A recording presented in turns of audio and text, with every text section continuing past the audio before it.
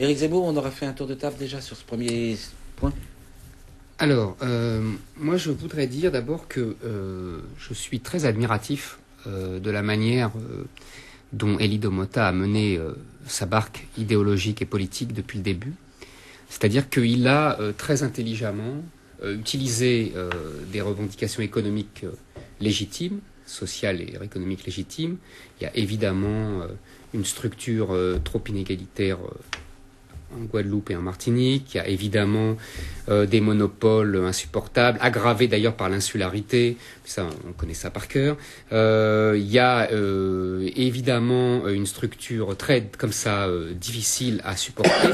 Et il a donc les prix, etc. Je redis pas tout ce qu'on a dit depuis des semaines. Ce qu'on a dit depuis 3 semaines. Mais ce qui est intéressant, c'est comment il a utilisé ça pour faire, dans la grande tradition des mouvements marxistes et indépendantistes depuis les années 50, une espèce d'éducation de ce qu'il appelle le peuple guadeloupéen pour l'arracher à l'assimilation républicaine et française. Et depuis le début d'ailleurs, quand il dit rétablir l'esclavage, oui, mais déjà depuis le début, il disait la Guadeloupe aux Guadeloupéens. Ça voulait bien dire qu'il y en avait qui devaient être virés de cette Guadeloupe. En particulier, et je parle même pas des béquets, puisque Anastasie l'a dit très bien, il n'y a pas de béquets depuis qu'ils ont été guillotinés en 1794. Physiquement, enfin ils sont présents économiquement et socialement quand même. Il y a des béquets en Guadeloupe. Mais c'est des Martiniquais. Oui, ils viennent de Martinique. D'accord, ils viennent de Martinique. Mais il y a aussi beaucoup de métropolitains, pardonnez-moi. Oui, il y a aussi des métropolitains en Guadeloupe. On est d'accord, donc ce sont des Français comme les Noirs guadeloupéens. Mais c'est ce qu'ils réclament. Ils réclament, les Guadeloupéens, la même égalité. On est bien d'accord. Sauf que là, depuis quelques jours, moi j'ai pas mal de correspondants de Guadeloupe qui se plaignent des violences du LKP, qui passent avec des gros bras pour les menacer si les petits patrons, parce qu'il n'y a pas que le MEDEF, il n'y a pas que les gros patrons, il y a aussi les petits patrons, s'ils ne signent pas les accords. On m'a raconté les négociations pour obtenir les accords. Il y avait le service d'ordre du LKP autour de la préfecture, et quand les petits patrons voulaient sortir, ils étaient interdits de sortie parce que sinon ils étaient menacés. On me raconte qu'il y a aujourd'hui des tas d'insultes, de menaces, sales blancs, etc. qui sont répandus par les gens du LKP. Je veux dire, ça existe aussi. Ce n'est pas seulement la situation économique et sociale qui est réelle, tout ce qu'on a dit, mais ça aussi, ça existe aujourd'hui. Et on a l'impression que, si vous voulez, Domota a le pouvoir. D'ailleurs, on m'a raconté qu'à un moment, il a pris à partie un patron de centre commercial et que le patron s'est révolté et que Domota lui aurait dit « De toute façon, maintenant, la loi, c'est moi ». Alors, on va laisser Dominique Volton s'exprimer, puis ensuite Nadia Djenad. Il faut se méfier de ce qu'on vous raconte. Le plus simple, c'est d'aller voir sur place. Attendez, deux choses. La première, il faut voir, quand il y a du racisme à l'envers, et il y a du racisme à l'envers, c'est qu'il y a effectivement du racisme aux Antilles, anti-blanc, c'est vrai, mais il faut voir d'où ça vient. Autrement dit, il faut voir les causes. Tout a une explication. Quand on dit de manière... Pour l'instant, vous êtes d'accord sur le constat. Essayons de se mettre d'accord sur les causes. Quand en ce moment on dit, ce qui est invraisemblable comme rupture, oui, bien sûr, il y a d'immenses inégalités, il va falloir y revenir. Ça fait 150 ans que des politiques, des poètes, des écrivains, des économistes disent que les inégalités économiques et sociales sont injustes. Enfin, après une crise sociale, tout le monde le reconnaît, mais ça veut dire que pendant 150 ans, vous avez de l'humiliation, et que ces Noirs, parce qu'il y a du racisme des Blancs à l'égard des Noirs, ou des Métis dans l'ensemble des Antilles, et pas seulement là, on suscite en réaction un racisme anti-blanc qui est parfaitement désagréable, mais il n'est pas plus désagréable, le racisme anti-blanc, que le racisme anti-noir ne le fut. Donc, il y a 3 siècles de racisme anti-noir, il y a effectivement... Donc, vous êtes d'accord sur le contenu, mais c'est les questions de cause. Non, les causes sont fondamentales toujours dans l'histoire. Et quand une certaine presse en France, dont le journal auquel vous appartenez, hélas, n'arrête pas de faire une stratégie de soupçon sur M. Domota en disant il apparaît, et que vous avez repris à votre compte, il apparaît comme un négociateur économique, mais c'est en fait un indépendantiste marxiste qui se cache. Écoutez, ça c'est le genre de procès, d'interprétation qu'on fait depuis toujours vis-à-vis d'un leader. On l'a fait pendant 150 000 ans en Europe sur des leaders syndicalistes et politiques. C'est autrement dit, un homme ou une femme qui incarne à un moment donné un mouvement social Et vous l'avez on dit, rappelle son éventuelle appartenance politique. Voilà, pour disqualifier. Pour le disqualifier. Alors moi, j'ai envie de dire, c'était déjà peu tolérable dans les années 30, 40, 50, 60.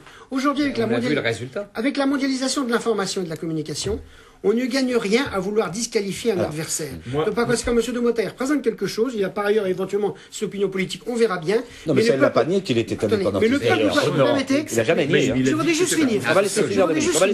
C'est qu'il faut quand même faire confiance aux militants qui sont derrière lui. Ce ne sont pas des abrutis, les hommes et les femmes qui le suivent. Et comme vous avez dit, il a réussi à fédérer. Donc moi, je pense qu'au lieu de vouloir essayer de disqualifier ce fédérateur, on fait mieux d'entendre ce que lui et le peuple guadeloupéen et les Martiniquais, etc. disent. Ce ne sont pas des anges, les entiers. Ils n'ont pas raison sur tout. Et je suis d'accord que l'identité pose problème, mais dans les deux sens. Mais nous avons tellement nié leurs identités que ce n'est pas extraordinaire qu'en retour, ils nous la renvoient.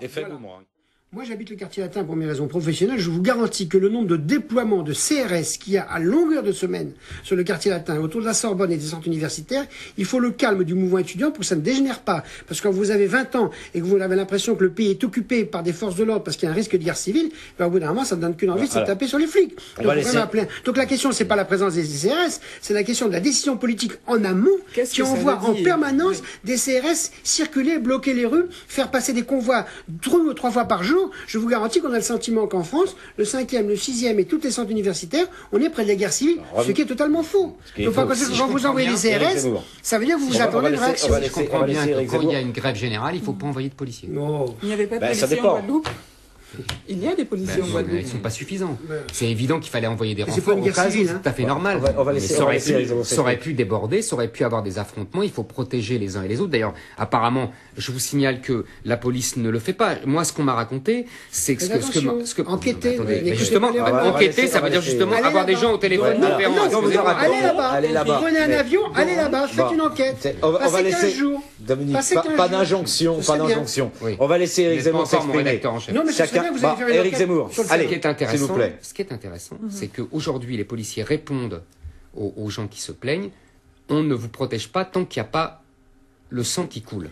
C'est-à-dire qu'en gros, il y a un accord tacite entre le LKP et le gouvernement qui tolère les violences du LKP tant que le sang ne coule pas. Parce que le sang qui coule, c'est médiatique. C'est votre interprétation. Moi, je ne suis pas d'accord. Mon interprétation. Cette question. Mais moi, je voudrais quand même... Parce que tout ça vient du fait que j'ai posé la question à propos de l'enquête du parquet. La question, c'est est-ce qu'on ne va pas raviver la braise sous un feu qui couve en rouvrant un procès? Est-ce qu'il n'aurait pas été plus... a qualifié cette enquête de provocation. Enfin, c'est incroyable. Alors quand, écoutez... Mais c'est un partenaire politique. La halle des SOS Racisme réagissent à n'importe quoi. Et accuse n'importe qui la phrase précise, c'est nous ne laisserons pas une bande de béquets rétablir l'esclavage. Et alors, vous trouvez que ça mérite... Attendez, excusez-moi. Moi, ce que je veux savoir, c'est ce que vous pensez sur la phrase. Nous ne laisserons pas une bande de béquets rétablir l'esclavage.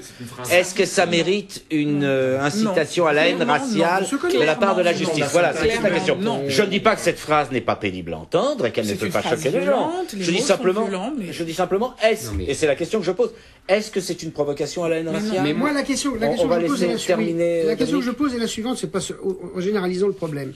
Quand on est dans une bataille politique, c'est une bataille politique. On ne gagne rien quand on a le pouvoir politique dominant, à l'occurrence Paris, la République, etc. Parce que les républiques, on est aussi en République en Guadeloupe. On ne gagne rien à vouloir disqualifier un adversaire en le taxant de raciste ou n'importe. On n'y gagne jamais. Et je ne comprends pas cette erreur de communication politique. Pour vous, il y a une erreur de communication. Tragique. Oui, c'est pas très sympa ce qu'il a dit, mais vous savez ce que les Guadeloupéens, les Antillais et les Noirs et les Africains ont entendu et les Asiatiques. Vous savez, vous faites il y a de quoi faire 650 que je résume pour bien comprendre votre opinion, parce que c'est ça qui nous intéresse ici. Vous dites en fait, il y a une erreur d'avoir fait cette chose-là, parce que c'est une erreur de communication politique. De la part quoi qu'on pense de la phrase, par ailleurs, de Bien sûr, mais attendez, quand vous êtes dans des conflits sociopolitiques, on s'en voit quelques noms d'oiseaux. Je pense que du côté du patronat, je pense que si on avait les phrases du MEDEF qui ont été dites un certain nombre de fois sur les négociations, je pense qu'on aurait dû entendre X fois. Donc j'ai envie de dire, pourquoi le parquet d'un seul coup se réveille sur une phrase? C'est bien ce que je dis, hélas, la tentation classique de déstabiliser un adversaire est toujours nulle et le boomerang sera Éric Zemmour, vous ne partagez pas ce point de vue? Moi, je vais vous dire. Une erreur d'analyse politique, parce que c'est ce que dit en gros Dominique Volton, il y a une erreur. Je ne pense pas. Je pense qu'il y a deux lignes au gouvernement. Je pense qu'il y a la ligne Gégo. Ça, c'est une autre. Je pense qu'il y a la ligne Gégo qui est l'alliance avec Domota, l'alliance tacite, et la ligne. Une négociation. Non, c'est au-delà de négociation. C'est au-delà d'une négociation. Vous en savez des choses sans jamais. Alors, il y a des choses qu'il sait qu'on ne sait pas, mais bon, après tout, il est là pour ça. Non, comme vous tous. Alors, Éric Zemmour, vous dites qu'il y a deux lignes au gouvernement. Dominique.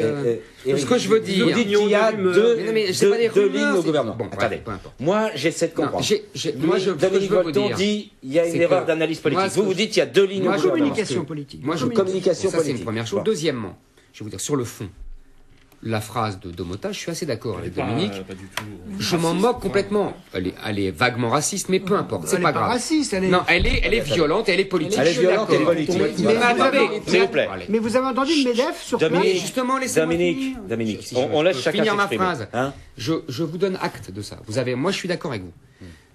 Pourquoi je réagis et pourquoi je dis ça et pourquoi j'approuve la décision du parquet? Parce que depuis des années, on a en face des gens de SOS Racisme, des gens comme Le Cran, de la HALD, etc., qui pour n'importe quelle phrase, oui Dominique, n'importe quelle phrase... Alors vous dites que ça doit être dans les deux sens. Il n'y a pas d'égalité dans les deux sens. Mais si, je suis désolé, non, vous avez raison, il n'y a pas d'égalité. Dominique, est-ce que vous voulez bien laisser finir les gens? C'est ça. On vous a laissé finir. Donc c'est depuis 20 ans une offensive contre la liberté d'expression au nom du racisme, qui aujourd'hui se retourne. Bon, on comprend bien les deux points de vue. Voilà, c'est tout.